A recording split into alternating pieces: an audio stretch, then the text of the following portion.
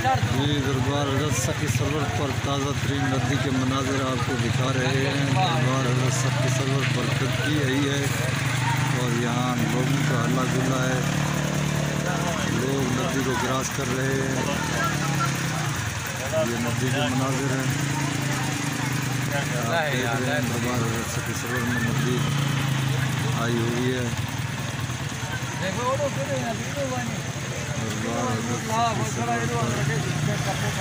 नदी के मनाज़िर आप देख रहे हैं।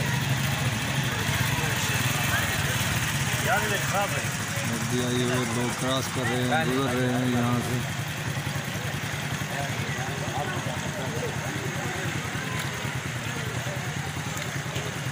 कुछ लोग आए हुए हैं नदी को देखने के लिए। लोगों ने एंजॉय करने के लिए यहाँ आना शुरू किया। मोटरसाइकिल की और ये दरबार हज़रत सखी सरवर के सुबह के वक्त के नदी के मनाज़र आप अपनी आंखों से देख रहे हैं। बहुत ही खूबसूरत नज़ारे के साथ दरबार हज़रत सखी सरवर की नदी जो 3-4 छोटे छोटे नालों में तकसीम है और आखिरकार एक ही बड़ी नदी में शामिल हो जाती है। माशाल्लाह बहुत ही खूबसूरत मंज़र है। आप इसे एंजॉय कर रहे हैं।